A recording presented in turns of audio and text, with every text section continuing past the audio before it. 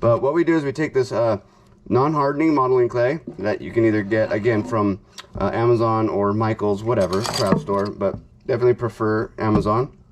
But go ahead and flatten this out. Now you could use, this is just like a 3/4 inch, actually I think it's a 1 inch dowel. I'm gonna go ahead and flatten this out till it's about, I don't know, half the width of this, so probably about a 1/4 inch thick. Maybe let's add a bit more than a 1/4 inch thick.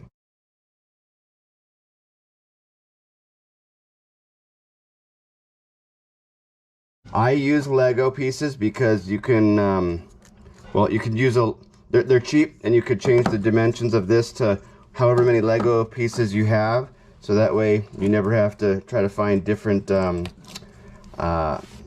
different containers to make your mold. Okay, so again, I'm going to go ahead and take my mold. Now, just for the sake of saving time, I already went ahead and built the size I want. You want to get the mold in here, or the lure jig that you're molding, right in the center.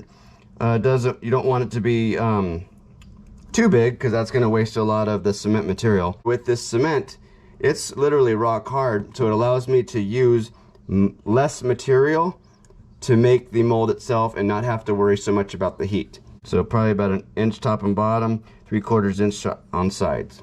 So since I've already built that, I'm going to go ahead and now I'm going to make my imprint in this modeling clay. So again, I'm just going to make sure that I push on all the inside. So inside here, this side, all 4 sides, give an indentation in this modeling clay. Should be good enough. Now just go ahead and take that off. So you got your inside. Now I'm just going to cut a line straight through that. Get that piece off. Doesn't have to be anywhere near perfect, because you're going to push the sides anyways to make sure it's flush and snug up against the side of the Lego pieces.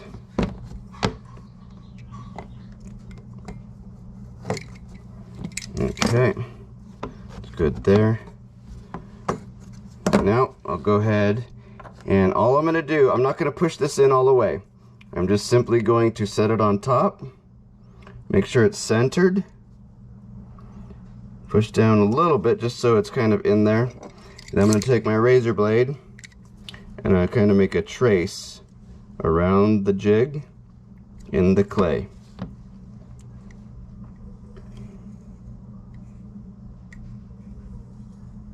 Alright, now I'm going to take that out. See how it left that indentation in there? Now I'm going to kind of just cut down into this, because if I were to try to sink that jig straight into the modeling clay without taking this little bit out, it would spread it a lot. So I just cut the little bit out. Again, nothing about this process has to be perfect or should be perfect. And then I'm going to go ahead and take my petroleum oil, and I'm just going to put a little bit on the bottom of this jig that's going to be sitting in there. So go ahead and put it on there. Again, the only reason I use it is it's kind of a releasing agent, so it doesn't really get stuck in the modeling clay. You don't have to do it.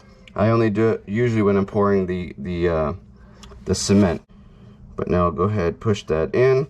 Now you want this to go halfway in. So you see the eye right there, how it's sitting on top of the modeling clay? I'm going to push that in until half that eye's in and half of it's sticking up. Same with this side. Push it in so it's halfway in the modeling clay and halfway out.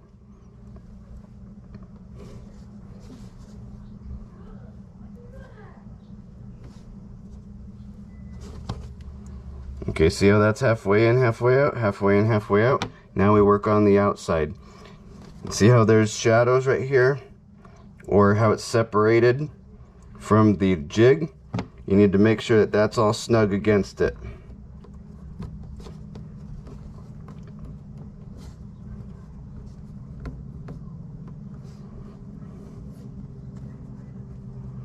Okay, once that's all snugged against there, I'm going to take a little tiny screwdriver, or you could take a razor blade, whatever whatever you're comfortable with, and I'm just going to flatten it around the outside of this. Once it's pushed all the way up against there and I know it's smooth, just do this briefly with my finger, make sure it's smooth on there. Okay, see how that's nice and flush up again? No, not quite there. Almost. Push that up, make sure it's smooth up against there. You can have a little lip because we're going to clean that up with the little screwdriver here in a moment.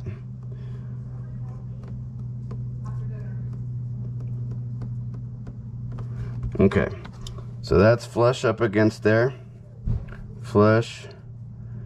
Not quite there. Now, I'm just going to take this screwdriver and just going to put this flat, push it flat up against the side of the jig. So there's no raised edges, it's completely smooth.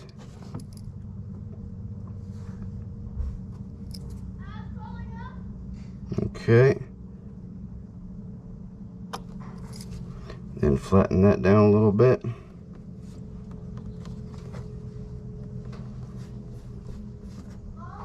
Okay, let's take a look at this.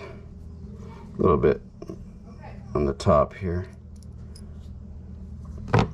Alright, let's see that. Okay, that's smooth. See how that eye is in the center or down center? A little bit more to get off here. Alright, nearly perfect. Doesn't have to be, but nearly is. Alright, that's good, looking good there. Alright, now we can go ahead and put this into the Lego pieces mold. Break this apart a bit. Alright. Okay, now we'll go ahead and slide this back in. Okay.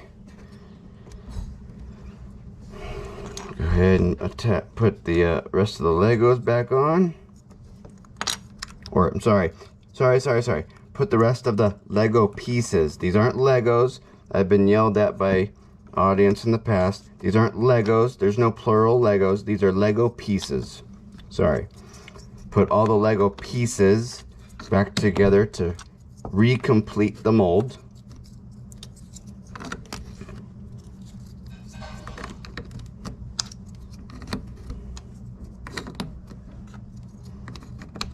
Alright, done. Now what you want to do is go through here, and you can see how the modeling clay isn't quite pushed up against the Lego pieces here. Definitely go through and just kind of snug those. You could use a screwdriver or your finger, doesn't matter. Just make sure that those are snug up against the Lego pieces in there so none of the cement mixture material leaks through. Now what we want to do is put the pour spout in. So you want to get a little bit of this modeling clay. I kind of make it into a circle and then a little triangle. And again, this one isn't going to be perfect either. Just need to have a pour spout that's going to go on the top of that. Alright, so I'm going to take this now. I'm going to cut this right in half. And we'll save the other half for later. Okay.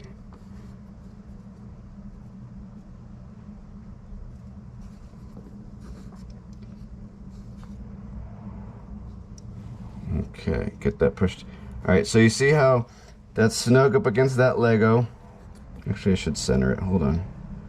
There, snug up against that Lego. Make sure to push it down so it's snug against the modeling clay that's down below.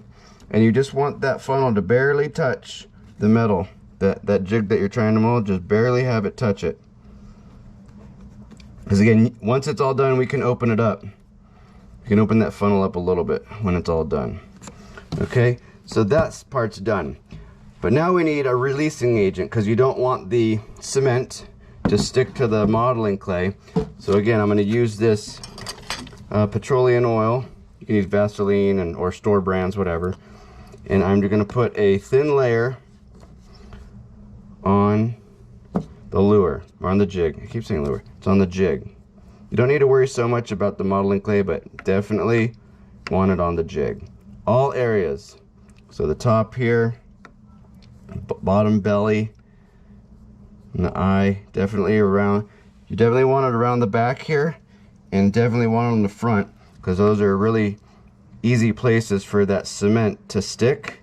And potentially, I haven't had it happen yet because I do my fair share of doing this properly, but if anywhere that this concrete or cement is going to chip when you take the first top off, or this first batch off, it's going to be on the smaller parts where these eyes are and the angles are.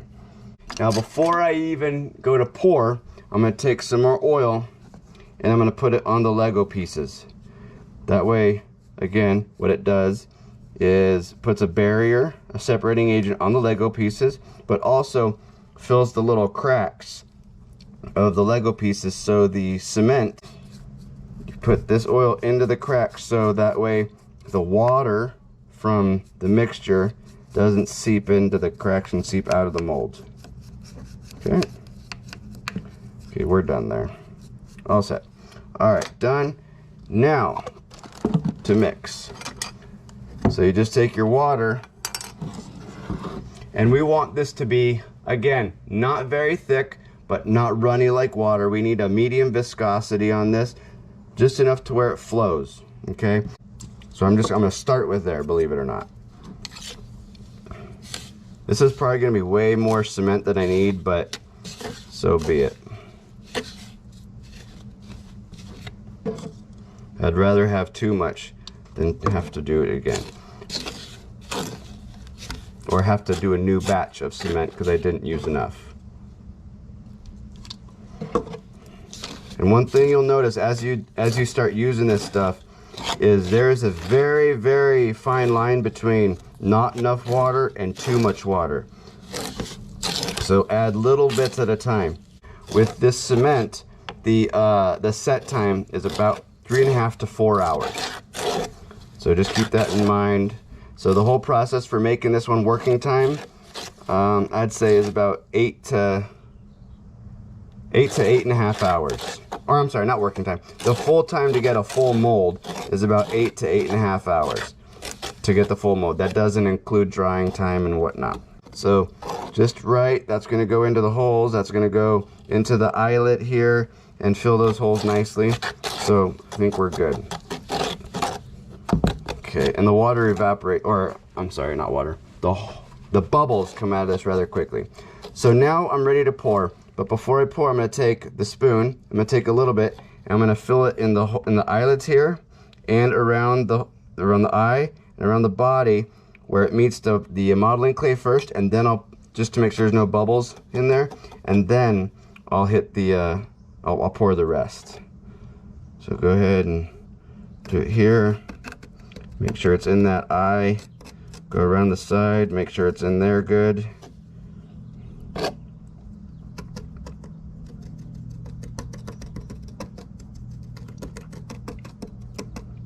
Okay, put that down, didn't mean to do that. Just kind of do that to get any and all bubbles that could potentially be in there against the jig, get those out. Okay, that's done. Now I go ahead and pour.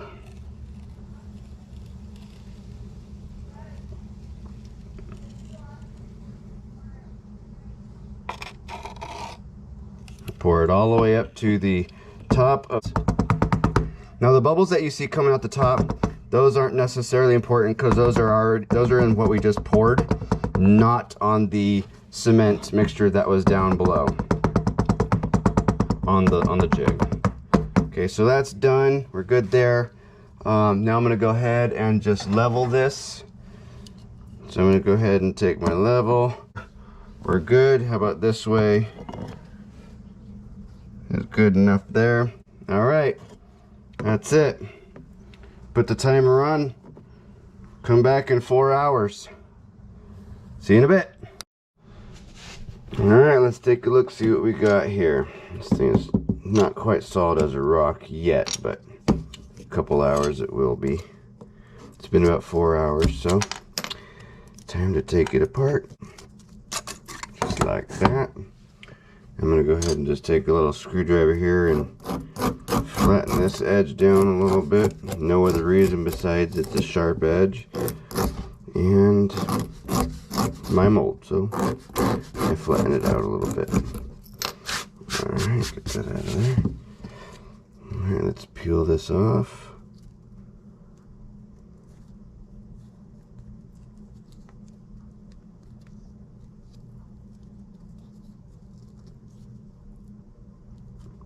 Beautiful. Alright, here we have it. Blank still in place. Now we can kind of, don't have to pull this out, but I like to do it just to make sure that everything looks good inside. There we go. Pop that out. And there we have it. Look how clean that is. Super smooth. Little bubble area right there. But yeah, looking good. Alright, now for the next step. To put on the second layer, you want to, I drill holes. So I drill 1, 2, 3, 4, 5, 4 or 5 holes. So when you do pour the top layer on, it doesn't shift around. It has something to lock into. So I just take just a regular drill, and I'm going to do a hole here. It's not big, it's just kind of a divot. 2, 3, and 4. And again, this isn't for anything besides creating a void for the second layer of cement to lock into. Alright, there we have it. That's all set, clean. Now I go ahead and put this back in to the mold. Okay, close it back up. See, 5 or 6 layers here, so I'm going to go ahead and take some more Legos and make 1 or 2 more layers here. 2 more. So I'll go ahead and do that and be right back. Alright, all set here. Got the Legos built up, 3 layers. Now this is where the second piece of this non-hardening clay comes in for that funnel. So now we'll take the jig that we're gonna mold, or that we just did the half. We're gonna add some oil back on it to the bottom piece, actually to the bottom, just so it doesn't stick for sure into the cement mix or the bottom piece. Get it all around there. Alright, that's good for the bottom. Go ahead and plug that right back into place.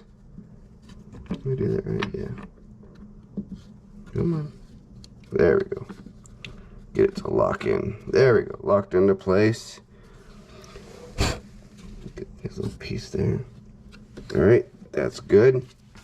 Now go ahead and get some oil, and actually, sorry, sped past that piece. Go ahead and take the funnel and put that back down here, or I shouldn't say back.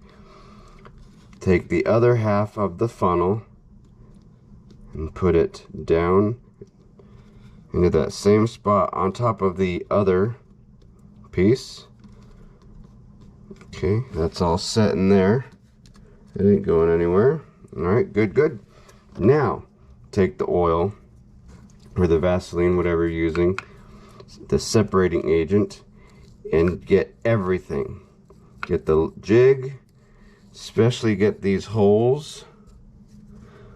Good layer on the belly, the back, the eyes,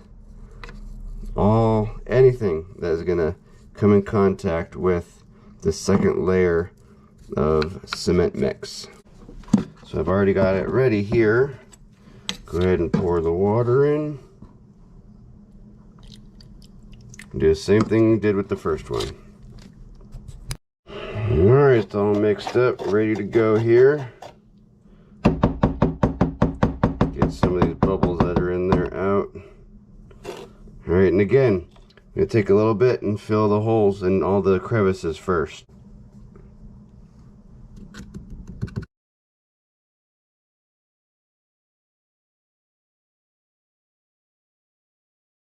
Level there. Alright, back in another 4 hours. Alright, so let's go ahead and take a look at this now. Should be all done.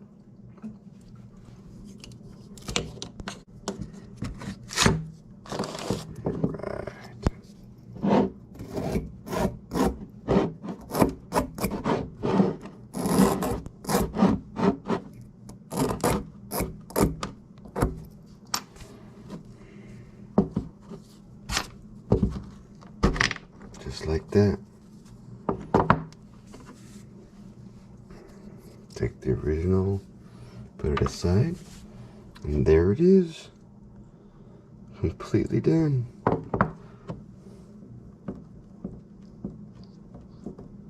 Take that little funnel piece out, take that funnel piece out. All done. Kind of, not quite yet. Okay, so it's pretty darn good. I'd say nearly perfect. Okay, now first thing. See all these shadows in here? These are all lips that have to come out, otherwise the metal, the hot metal, the lead will stick to it. So I just take the screwdriver and kind of sand these edges out.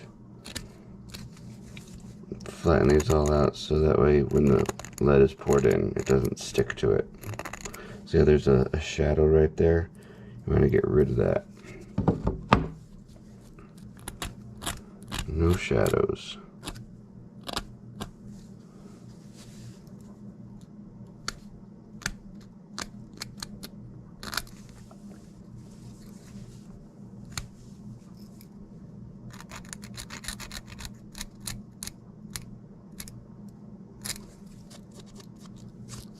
Yeah, it looks good. Open this up just a little bit.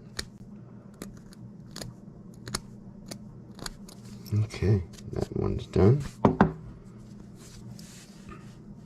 and then you can see how when you put it together, there's no shadow in there. No lips for the lead to stick on when you pour it. That's good. Okay, and so now you see with, let me show you a comparison here.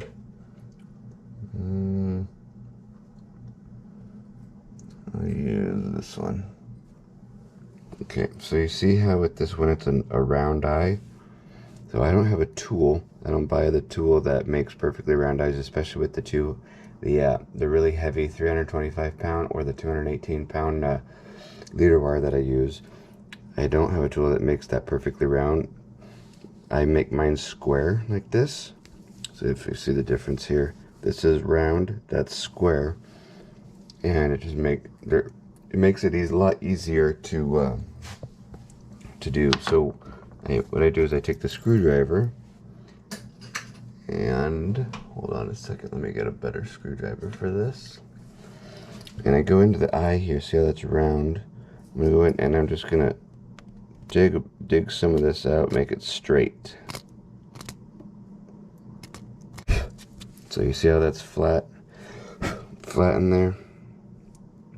It's extended out to here and flat, so it gives a lot more wiggle room, or a lot more room for a little more air when you're bending the wire. And I'll go ahead and do this one and the other two, and then be back. Alright, so these are both done. So as you see, this is etched out, so it's straight on the sides, and then space in the back right here on all four. And it may not seem like much now, but it's a huge difference when you go to start pouring and bending the wires. But yeah, pour the lead in, it pulls in moisture, and if you don't get all the moisture out or evaporate all the moisture out, the lead will splatter out the top. So when you have this together and you pour the lead in, it's going to splatter out the top as it pulls the moisture in, because any water that touches or any moisture that touches lead, it's just going to bubble and pop and explode.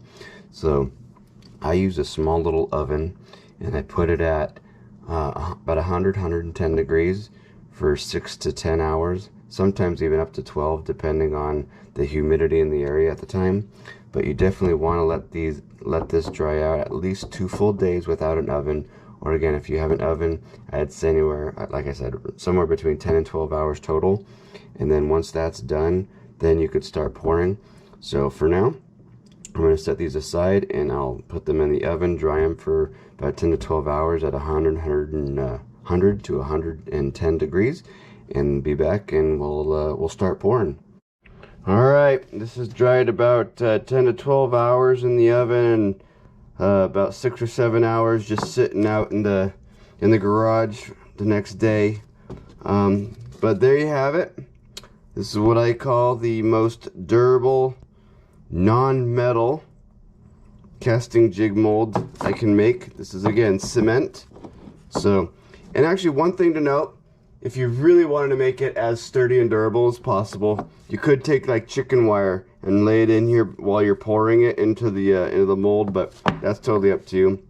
But yeah, so now on to the next step, making the wire that goes into this for when you pour the lead. So you have obviously something, you know, eyelet tail to hook the whatever tire snap on or tire line to, plus the hooks, whatnot. I use this AFW toothproof. It's stainless steel leader wire. This is the brown color, 218 pound or number 14. But yeah, let's go ahead and make the wires for this, or make the I guess you would call them wires, the eyelets, whatever you want to call them. So I'm going to go ahead and take about 3/4 of an inch, or maybe an inch past each side. So there's where the eyelet's going to be, the end of it. So I'm going to go about 3/4 past there, 3/4 past here on the front. Go ahead and cut that. Alright, now as I said at the beginning, I don't use wire bending tool, so I'm just gonna use pliers and make basically square, not round, but a square square eye here. So I'll go ahead and make this at 90. Okay, so you see that's about 90, a little bit more, not quite 90. Okay, that's at 90 degrees there. Okay, now I'm gonna go ahead and put the pliers right up against that part that I just bent. Bend this tag end here, and you want this to be as close to the centerpiece as possible. So what I mean by that is, on the bottom, you want this wire to be going back up toward the main one, the main wire, because if it's straight, if you leave it straight like this, like such, right, you see how that's straight? If you leave it straight, that lead, when you pour it, isn't going to make it all the way to this spot right here. It's going to get stuck on that, and you're not going to have the lead go all the way up to the eye. So you want to make sure, again, that this wire is very close to the main wire. This tag end close to the main. So about just like that. Okay, and then I'm going to take a permanent marker here, or just something to mark the wire with, and I'm going to put that in one slot, and I'm going to mark where it needs to bend over on this side. So I'm going to put it about right in the middle there. Again, it doesn't have to be perfect. That's why before you completely let the cement dry out, that's why we etch this extra area out. So it doesn't have to be completely perfect when you bend the wire. You can have a little bit longer than what is necessary. So again, it doesn't have to be perfect. So the little marks right there. So I'm going to go ahead and make that my bend that is parallel to this side right here. Go ahead and bend that. Again, I'll just check it to make sure that it's straight and that it's in the right spot.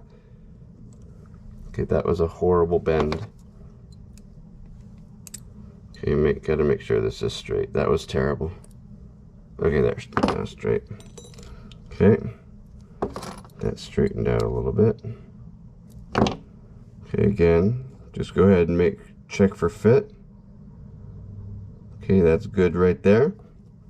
Now I'll go ahead and do the same thing with this side. Bend that straight down. Squeeze that tight.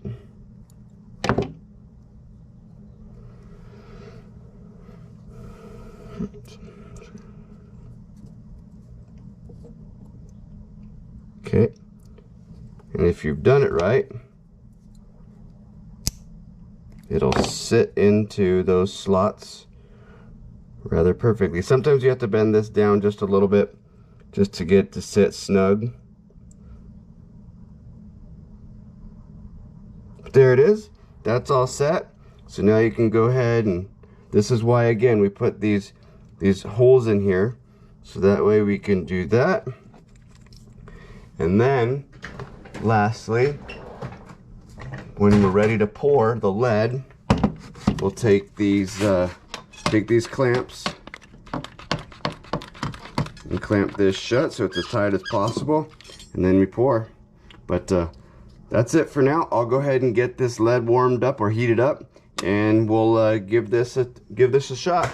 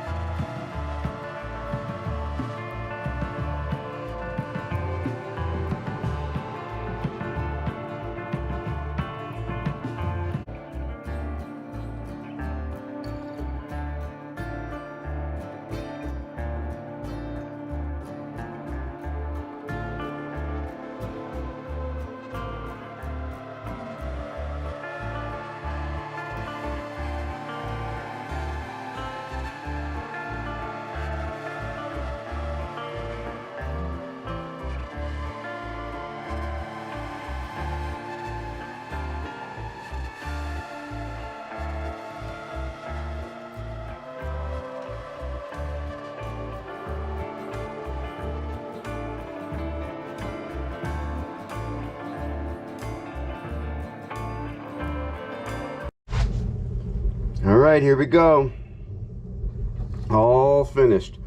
So now all we gotta do is sand or file the little imperfections away where the funnel was, and some of these other imperfections as well, to make it look like so. So again, I'll take a larger file. Always wear the gloves so the lead or metal shavings, whatever you're using, don't go into your skin, because of course lead is toxic. So I'll go ahead and again use the big file first here. Get this all flattened out, smoothed out. And again, I just use the big one to get the big imperfections away. The easy stuff to smooth out, remove.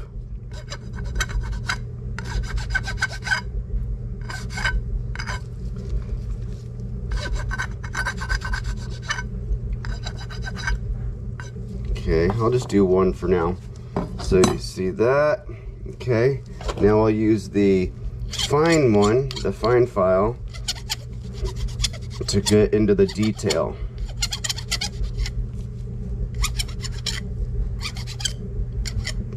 One thing to remember, this doesn't have to be perfect, it just has to be functional. So you don't have to make it like an exact 100% replica. It's never gonna be 100% replica, but you want it to be as close as possible, of course.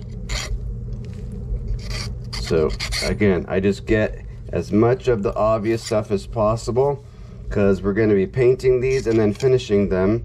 So what you see right now isn't even what it's going to look like once I put the paint on and the powder coat finished, the UV finish on it. It doesn't even, these small micro burrs and whatever you see aren't going to matter. Okay, so there's that one. All right, pretty stinking close, looks fantastic. I'm going to go ahead and do those other three and then come back to painting and finishing. All right, these are all sanded down, filed down, and ready to paint.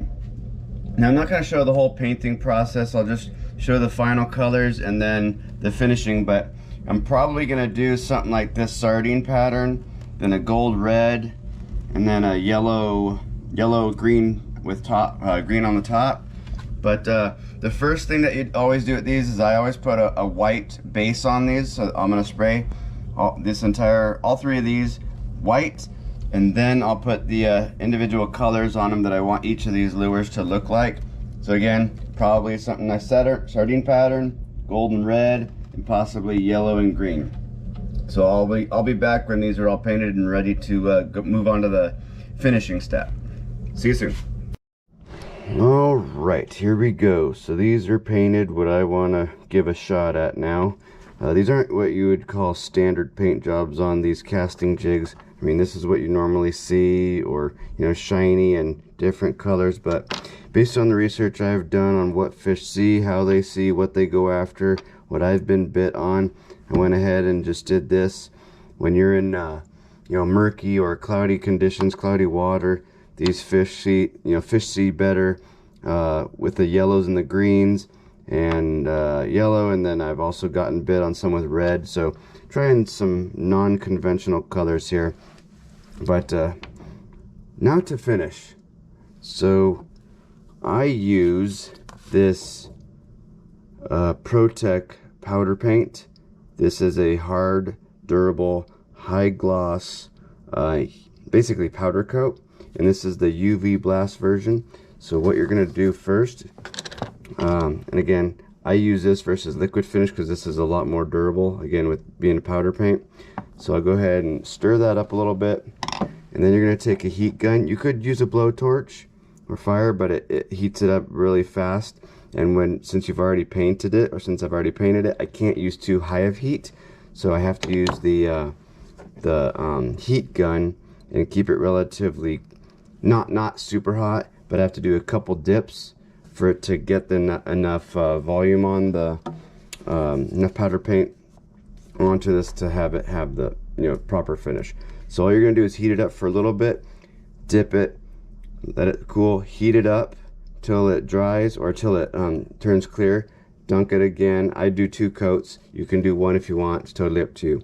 But again, you heat it up for a little bit and then we'll go from there.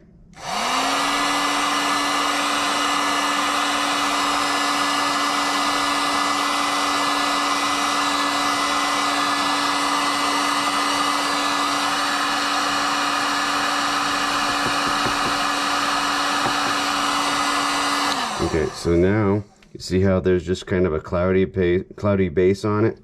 That's the first coat, and then I'll heat that up, and you'll see the cloudiness disappear as it heats up and melts.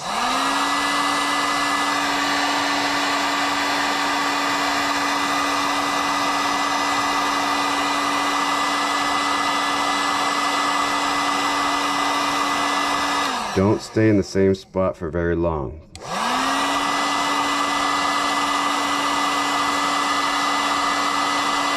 You can see it turning clear. Flip it over. Same thing, the heat transfers through the lead. Okay, now I'm going to let that sit for a little bit. Let that cool down just for a little bit. If I were to dunk it right now, it would just clump up, and you don't want clumps. So let that sit for a few. Then go ahead and dunk. And you can see how it's clumping right there? Don't want that. So I'm going to go ahead and kind of get some of the powder out of there. And I'll go ahead and heat this.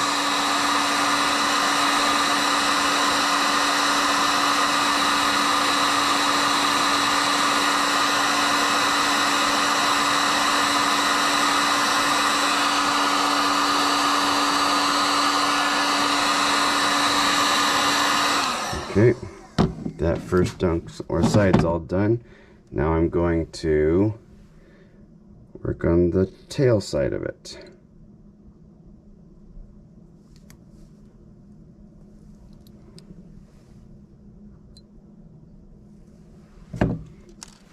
Okay, we'll heat the tail up a little bit.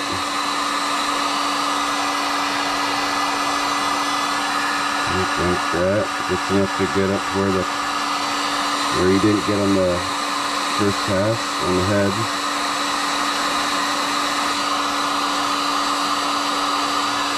Okay, let that sit for a few seconds, 10-15 seconds or so. Then we'll do a second dunk and that'll be it. Okay.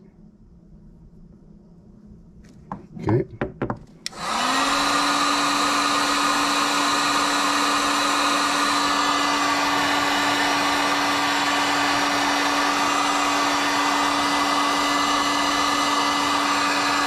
That's it. Then hang this to cool. We're not quite done yet, so just hang it and come right back to it. Now I'm going to do this green and yellow one. Alright, so while those two are cooling down for a little bit, I do want to note that I know in the video when I was making them I had 3, so this is the third one.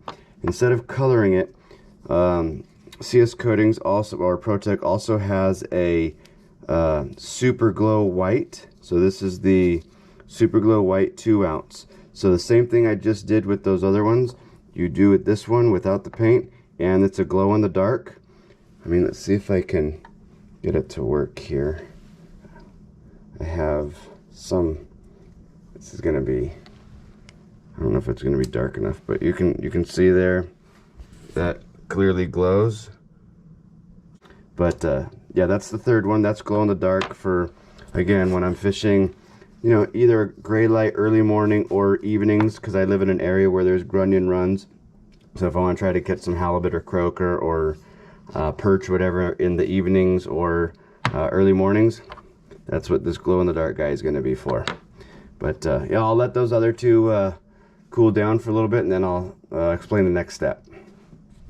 So while I'm waiting for these to cool down a little bit, instructions or directions on this powder paint is for maximum durability, hang and bake in a preheated 350 degree oven for 20 minutes. Okay, so I'm gonna I have a little oven in here that I use for all this stuff. I'm gonna go ahead and heat that up. I don't I actually don't go all the way to the 350. I go to like 250 for about 25 minutes or so. I haven't had any issues with that. Feel free to do what you want, but this says 350. I use about 200, 225, 250, whatever, and go for about 20-25 minutes. So I'm going to go ahead and get that heated up, cook these, and we'll be back, or I'll be back to show what I do with all the adding the hooks and getting these ready to fish. Hold tight. Alright, these guys are all done and ready to add hooks or split rings and hooks on. One thing to note before I forget, when these are done in the oven, say you live in a cooler climate, when these are done in the oven, do not take them out right away, because if you go from like 250, 300, 350 degrees like the directions say, and take it into something that's like 60, 70, 75 degrees, it's going to compress, it's going to contract from the heat going from hot to cold, and there's very high potential for the powder plate, the clear coat, to crack, to have spider cracks, because it's just going to crimp real fast. So let it sit for a while, let it sit in the oven, open the door, let the heat slowly come out or escape, and let this naturally cool down to the room temperature so it doesn't crack. Okay? Alright, so these are the split rings I replaced with. These are all Wonder. I have many different sizes. I have 9 all the way to 16, 22, 38, just depending on the jig I'm going to use. And then I have these Orotool number 10 size assist hooks. They come with a little bit of flash on them, but I cut it off. I don't need it because I have the UV flat or the UV blast on the powder coat. I don't need the flash, so typically I just cut it off. I don't need it. I don't think it does anything additional because I have the UV blast on the powder paint. So I'm just going to do one of these just for the sake of keeping the video short. Well, not short, but as short as possible. So again, I'll just do this green one, and that'll be the extent of the video. It'll just end it there. No need to do the rest. But yeah, so like I said, these come with these assist hooks come with split rings. I don't know the weight. It doesn't say the weight on the description. So I take the stock ones off and replace it with these. But yes, as you can see, they do come with split rings. I just take those ones off though. So I put them on both front and rear. So I'll just take a pair of these Mustad split ring pliers and put them on. Here's one.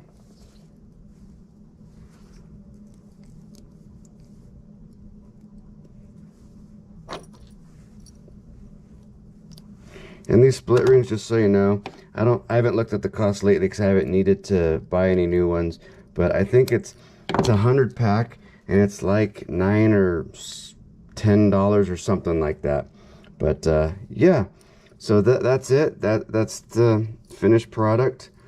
So we duplicated this guy, made that mold with the cement. Again, this is the big part of the whole project, was this right here, the cement, the cement mold to make these guys.